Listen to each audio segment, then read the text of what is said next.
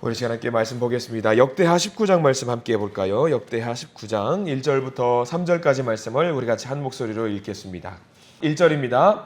유다 왕 여호사밧이 평안히 예루살렘에 돌아와서 그의 궁으로 들어가니라. 하나니의 아들 선견자 예후가 나가서 여호사밧 왕을 맞아 이르되 왕이 악한 자를 돕고 여호와를 미워하는 자들을 사랑하는 것이 옳으니까. 그러므로 여호와께로부터 진노하심이 왕에게 임하리이다. 그러나 왕에게 선한 일도 있으니 이는 왕이 아세라 목상들을 이 땅에서 없애고 마음을 기울여 하나님을 찾음이니이다 하였더라. 아멘. 이 말씀 가운데 우리에게 큰 은혜가 있기를 간절히 소망합니다. 우리 기도하는 마음으로 고백해 볼까요? 하나님의 은혜가 지금 저에게 임하기를 기도합니다. 아멘. 우리 옆사람 축복하면서 하나님의 은혜가 지금 여러분에게 임하기를 기도합니다. 아멘. 하나님의 복된 은혜가 우리 모두 가운데 넘치길 간절히 소망합니다. 복된 하루 되시기를 소망합니다. 우리가 역대하 19장 말씀을 이제 보게 됩니다. 여호사밧, 이 유다의 3대 성군이라고 하는 여호사밧 이야기를 함께 보고 있습니다. 근데 아마 여러분들 그 여호사밧이 등장할 때부터 조금 이상하다 생각이 들었을 겁니다. 왜냐하면 다윗 왕이라고 하면은 위대한 왕이기 때문에 그의 일대기를 쭉 읊으면서 이런 점이 대단하고 이런 점이 훌륭했다라고 이야기를 좀 우리가 나누잖아요. 근데 여호사밧은 그래도 3대 성군이라고 하는데, 아니 우리가 목사님 18장 볼 때부터 여호사밧 하니까 좋은 내용이 나온 것 같지는 않습니다. 왜 성군이에요? 라고 이야기가 할 수 있단 말이죠. 행보가 좀 심상치 않잖아요. 대단한 왕이고 하나님께 칭찬받아 마땅한 왕이라고 하는데 보니까 북이스라엘에 있던 아합과 사돈지간을 맺어요. 이것도 안 좋은 것 같은데요. 아니 전쟁을 나가는데 하나님께 물어보는 것도 시큰둥해요. 이거 좋은 것 같지 않다는 말이죠. 근데 이제 오늘 19장에 보면은 유다의 3대 성군 중에 한 명이 여호사밧이 될 수밖에 없는 이유가 이제 나옵니다. 우리가 1절 보면 이렇게 나와 있어요. 여호사밧이 평안히 예루살렘에 돌아왔다라고 나와 있습니다.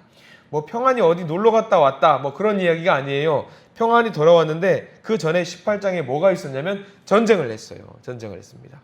아합이랑 사돈지간을 맺어서 우리 함께 사돈이니까 같이 힘을 모아서 전쟁을 해봅시다 라고 해서 아람이라는 나라를 공격하러 갔는데, 가서 무슨 일이 발생을 하냐면 이제 아합 왕이 죽어요. 사돈이 죽습니다. 사돈이 전쟁통에서 죽게 됩니다. 근데 그 상황 속에서 평안히 예루살렘으로 돌아왔다라고 기록에 나와 있는 거죠.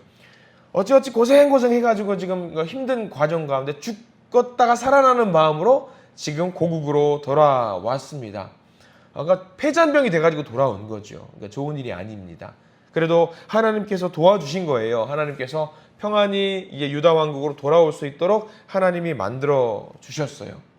그러면은 어떻습니까? 고생해가지고 먼 곳에 가가지고 전쟁까지 하고 돌아왔으면은 나라의 모든 사람들이 아이고 우리의 왕이 고생하다 돌아왔네요. 힘들으셨습니다. 고생하셨습니다. 그런 이야기를 해줘야지. 그래도 왕이 위신도 서고 체면도 서고 좀 그럴 텐데, 오자마자 지금 이게 웬걸 2절 보니까 선지자가 땡똥 뭐라고 화난 거예요. 땡똥 뭐라고 혼내는 겁니다. 그래서 그 선지자가 이야기를 하죠. 2절 말씀에 이렇게 나와 있는데 누구냐면 하나니의 아들 선견자 예후가 나와서 왕을 맞이합니다. 볼까요? 예후가 나가서 여호사밧 왕을 맞아 이르되 왕이 악한 자를 돕고 여호와를 미워하는 자들을 사랑하는 것이 옳으니까. 그러므로 여호와께로부터는 진노하심이 왕에게 임하리이다 라고 이제 이야기를 합니다.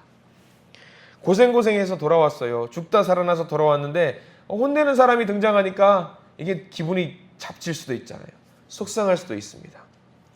부글부글 할 수 있어요. 물론 여호사밧이 잘못했습니다. 그래도 고생했으니까, 그래도 왕이니까 좀 위로도 좀 해주면 얼마나 좋냐, 그런 생각이 들 수도 있을 텐데, 오자마자 선지자 예후가 잔뜩 하나님의 메시지를 가지고 와서 혼내고 있는 상황입니다.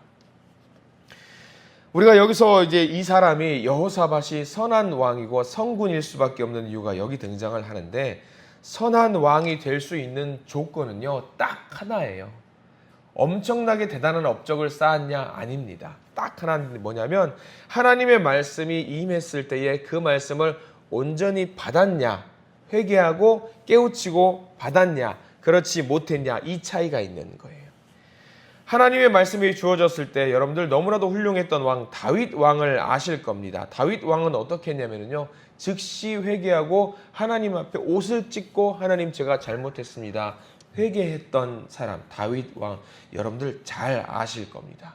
그래서 다윗을 두고 위대한 왕이라고 할 수 있는 거예요. 지금 여호사밧의 왕 아버지가 누군지 아실 겁니다. 아사 왕이라고 한 종교 개혁을 2번이나 했던 위대한 왕이에요. 처음에는 잘했어요. 하나님의 말씀대로 잘 나라를 다스렸단 말이죠. 근데 말년에 선지자가 혼내는 이야기를 할 때에 아사 왕이 뭐라고 했냐면 그 선지자를 잡아다가 감옥에 가둬버려요. 그 말을 듣지 않고. 그렇기 때문에 아사 왕은 나중에 하나님께 큰 벌을 받는 왕이 됩니다. 여호사밧은 어떻게 했을까? 19장 1절, 2절, 3절 말씀에 뭐 깨달았다, 회개했다라는 말은 없습니다. 다만 우리가 알 수 있는 것은 4절부터 4절 표제어가 뭐라고 되어 있냐면 여호사밧의 개혁이라고 나와 있어요. 자, 이 개혁이라는 것은 어떨 때 개혁을 하냐면 자기가 잘못된 것을 알고 깨닫고 되돌렸을 때에, 회개하는 마음으로 나라를 바꿔나가려고 노력했을 때 개혁이라는 말을 씁니다. 그러니까 이 선지자가 했던 말을 듣고 회개하고 깨닫고, 아, 내가 잘못했구나, 하나님에게로 다시 나가야 되는구나 라고 생각을 하고 개혁을 했다라는 말이거든요. 이 여호사밧 왕은 여기서 깨달았던 거예요. 아, 내가 잘못했구나, 하나님 앞에 죄를 저질렀구나, 입이 10개라도 할 말이 없구나 라고 하면서 받아들였다라는 내용으로 우리가 이해해도 된다라는 이야기입니다. 근데 하나님도 참 재미나는 게 너무나도 혼내면 안 될 것 같으니까 3절 말씀에 아이고 그런데 네가 잘못했는데 네가 잘한 것도 있어, 너무 속상해하지 마라고 했던 말씀이 또 3절에 나와요. 3절에 이렇게 나와 있잖아요. 그러나 왕에게 선한 일도 있으니 라고 하면서 잘한 부분도 이야기를 해주고 있습니다. 이 잘한 부분은 뭐냐면 너가 이렇게 하면 되는데 너는 왜 2절처럼 잘못된 일을 하니? 너가 3절처럼 잘한 것도 있는데 잘한 것들만 좀 골라서 하면 얼마나 좋을까라고 이야기를 해주는 거죠. 아, 하나님, 제가 잘한 것이 이것이군요, 하나님이 저에게 바라는 것이 이것이군요 하면서 하나님께 회개하는 마음으로 나갑니다. 그래서 무슨 일을 하느냐? 이 4절 말씀부터는 이제 뭘 했는지 나와요. 회개하는 마음으로 4절부터 이렇게 일들을 전개해 나가는데 4절 말씀을 같이 한번 읽어볼까요? 4절입니다. 여호사밧이 예루살렘에 살더니 다시 나가서 브엘세바에서부터 에브라임 산지까지 민간에 두루 다니며 그들의 조상들의 하나님 여호와께로 돌아오게 하고. 야, 여호사밧, 네가 선한 일도 했잖아, 우상들을 없애고 마음을 기울여서 나를 찾았잖아 하면서 온 백성을 하나님 앞으로 돌아오게 만들었으면 좋겠다라고 이야기를 하는 거죠. 여기서 선왕이라고 하는 이유가 등장을 하는 겁니다. 하나님 앞에서 똥꼬집 피우지 않고 고집 피우지 않고 징징거리지 않고 하나님 제가 잘못했습니다 하고 하나님 앞에 나오면서 회개하는 마음으로 하나님 앞에 나갔던 왕, 이래서 여호사밧이 성군이라고 이야기를 할 수 있는 겁니다. 이게 참 비교되는 게 뭐냐면요, 이 선지자가 누군지 잘 보셔야 돼요. 2절 말씀에 선지자 이름이 등장을 하잖아요. 하나니의 아들 선견자 예후라고 나와 있어요. 하나니의 아들 선견자 예후. 하나니에다가 동그라미 표시를 해두시고 예후에다가 동그라미 표시를 해두셔야 돼요. 이게 왜 비교가 되냐면 하나니는 언제 활동한 선지자냐면 아버지 아사 왕 때 감옥에 들어갔던 선지자예요. 아버지 아사 왕은 말을 듣지 않고 아버지를, 그러니까 하나니 선지자를 감옥에 가두죠. 근데 대조되는 건 뭐냐면 이 하나니의 아들 예후가 똑같이 이 아사 왕의 아들 여호사밧에게 가는 거예요. 아버지 선지자, 아들도 선지자. 근데 아버지 선지자가 선포했을 때는 감옥에 가둬요, 아빠가. 근데 아들 선지자 예후가 선포할 때는 아들 왕이었던 여호사밧이 수긍을 합니다. 이게 이제 대조되는 거거든요. 참 재밌는 구조예요. 그래서 어떻게 하느냐? 이제 여호사밧은 하나님의 말씀을 받들어서 계속 나라를 두루 돌아다니면서 사람들을 보내고 교육을 하면서 또 무슨 일을 하느냐? 5절 말씀 보면은 이런 말씀이 나와 있어요. 5절 말씀 함께 읽습니다. 시작. 또 유다 온 나라에 견고한 성읍에 재판관을 세우되 성읍마다 있게 하고, 재판관을 세우되 동그라미 표시를 해두시고 밑줄을 그으시기 바랍니다. 하나님의 말씀에 따라 살기 위해서 그전에는 없던 것들을 하는 거예요. 재판관을 세우는데 이 재판관은 일종의 사법부가 되겠죠. 옳고 그름을 판단하기 위한 사법부가 될 것입니다. 솔로몬이 하나님으로부터 하나님께 지혜를 달라고 한 이유가 여기 있잖아요. 사람들의 송사를 지혜롭게 평가하고 판단하기 위해서 재판을 잘할 수 있게 해주십시오 라고 하나님께 요청했던 바가 있는데, 그때는 솔로몬 한 사람에게만 하나님이 능력을 부어주셨다라고 한다면 여호사밧은 이제 아니에요. 고을마다 지혜로운 하나님의 사람을 세워주셔서 잘 치리할 수 있도록 도와주십시오라고 기도했습니다. 근데 이 재판관이 사리사욕에 따라서 하는 것이 아니에요. 중요한 말씀이 7절에 나와 있어요. 이 재판관이 어떤 마음을 갖고, 이 재판관들이, 세우는 이 사법부 사람들이 어떤 마음을 갖고 나라를 다스렸으면 좋겠다라고 기도하는 마음이 담겨 있어요. 이 7절 말씀에 우리 상범절에 어떤 밑줄을 그어야 될 내용이 나와 있어요. 7절 말씀 같이 한번 읽어봅니다. 시작. 그런즉 너희는 여호와를 두려워하는 마음으로 삼가 행하라. 우리의 하나님 여호와께서는 불의함도 없으시고 치우침도 없으시고 뇌물을 받는 일도 없으시니라 하니라. 자, 여기는 다 밑줄을 그으셔야 되겠죠. 나라를 다스리고 나라를 지키는 이 재판관들, 세움을 받은 이 재판관들이 어떻게 나라를 다스려야 된다? 여호와를 두려워하는 마음으로 삼가 행해야 된다라고 이야기를 하고 있습니다. 온 백성에게 주의시키고 교육을 하는 거지요. 온 백성으로 하여금 여호와를 두려워하는 마음으로 살아야 한다. 잘못했어요. 여호사밧도 잘못했습니다. 하나님께 묻지도 않고 멋대로 아합과 사돈의 지간을 맺고 묻지도 않고 마음대로 전쟁에 나가는 일을 했습니다.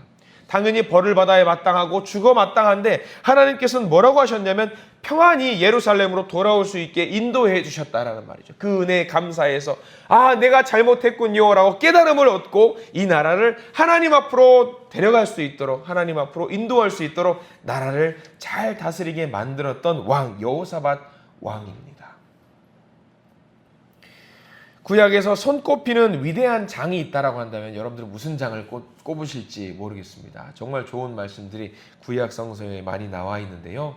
이제 여러분들에게 우리가 19장을 넘어서 이제 20장으로 넘어가게 돼요. 내일 20장 말씀을 우리가 읽기 전에는요, 반드시 20장을 한번 예습을 하고 오셔야 됩니다. 왜냐하면 구약에서 가장 대단한 장이라고 할 수 있는 장이 무엇일까 했을 때에 아마 많은 분들이 역대하 20장을 손꼽는 장으로 이야기할 수 있는 내용이 담겨 있어요. 이 19장의 회개를 통해서 20장 말씀이 있거든요. 그러니까 20장 말씀을 꼭 같이 한번 읽었으면 좋겠는데요. 그 모든 내용이 어떻게 될 수 있느냐? 자기가 잘못했음, 그러니까 선지자가 잘못했다라는 것을, 그 지적하는 것을 받아서 깨닫고 다시 하나님께 나아갔던 여호사밧이 오늘 19장 말씀에는 기록이 되어 있거든요. 우리도 오늘 말씀을 통해서 깨달아 알았으면 좋겠어요. 하나님께서 진정 함께 하시고 하나님께서 승리하게 하시는, 그리고 하나님을 기쁘시게 하는 왕, 우리도 될 수 있습니다. 어떻게? 우리도 잘못할 때에, 우리도 실수할 때에, 우리도 넘어질 때에 하나님 앞에 무릎 꿇는 마음으로 다가가면 됩니다. 그렇게 되면은요, 하나님은 우리를 여호사밧과 같은 위대한 왕으로 세우실 줄 믿습니다. 여호사밧도 마찬가지예요. 18장에 보시면 아시겠지만 고난과 아픔이 있었습니다. 잘못했던 것들이 있어요. 실수도 있습니다. 그러나 그 삶의 근원으로 돌아가서 하나님, 제가 이것을 잘못했습니다라고 회개했던 왕, 우리도 잘못했을 때에 하나님 앞에 나아가면은요, 하나님은 우리를 온전히 다시 세워줍니다. 주십니다. 다윗도 넘어졌어요. 그런데 일어섰습니다. 아사왕은 어떻습니까? 아사왕도 넘어졌습니다. 그런데 그는 일어서지 못했습니다. 오늘 우리가 봤던 여호사밧 왕도 마찬가지입니다. 넘어졌습니다. 된통 혼났습니다. 그런데 여호사밧도 일어섰습니다. 가장 중요한 것은요, 오늘 말씀 7절 말씀처럼 여호와를 두려워하는 마음이 있냐 없냐, 그 차이일 것 같아요. 우리 모든 믿음의 성도님들 그리고 새벽에 기도의 용사분들도 하나님을 두려워하시고 하나님을 따르시고 하나님의 방법대로 살아가실 수 있는 우리 모든 믿음의 성도님들이 되시기를 간절히 소망합니다. 바로 그때에 여호와 하나님께서 우리와 함께 하심이라. 이 말씀대로 오늘 하루 살아가실 때에 여호와 하나님이 우리와 동행하시고 여호와 하나님이 우리와 함께 하시고 여호와 하나님이 우리의 손을 붙드시는 놀라운 역사가 있기를 간절히 소망합니다. 오늘 하루 살아가실 때에 여호사밧의 이 19장의 고백, 회개하는 이 고백이 저와 여러분들의 고백이 되기를 간절히 축원합니다. 기도하겠습니다. 주님 감사합니다. 여호사밧에게 주셨던 하나님의 거듭된 이 은혜를 우리가 보게 됩니다. 그를 세우시고 그를 하나님의 사람으로 온전하게 하시는 하나님의 은혜를 우리가 바라보게 됩니다. 주여, 우리는 똑같은 하나님의 말씀이 주어졌을 때에 때로는 감정적으로 대할 때가 있습니다. 때로는 우리를 스스로를 보면서 에이, 나 정도면 괜찮지, 이런 마음으로 오히려 하나님께 반항할 때가 있습니다. 그리고 하나님의 말씀에 순종하지 않을 때가 있었습니다. 주여, 오늘 말씀 우리에게 주셨습니다. 주신 말씀 그대로 여호사밧의 선한 모습이 우리에게도 있게 해 주시옵소서. 우리가 여기서 부름받은 이유가 과연 어디 있겠습니까? 내가 쓰임 받는 이유가 어디 있겠습니까? 그저 주님은 우리에게 우리를 부르시면서 회개하고 달라졌으면 좋겠다라고 말씀을 해 주십니다. 그 말씀 받을 때에 우리가 깨닫게 해 주시옵소서. 그래서 우리가 어디로 가야 할지, 우리가 나아가야 할 바를 알게 하시고 하나님의 말씀 따라 그 길을 걸어갈 수 있는 힘과 지혜와 용기를 허락해 주시옵소서. 우리의 낮아지고 우리의 쓰러진 마음을 일으켜 세워주시고 하나님의 사람으로 온전케 되도록 저희들을 이끌어 주시옵소서. 예수 그리스도 이름으로 간절히 기도드립니다. 아멘.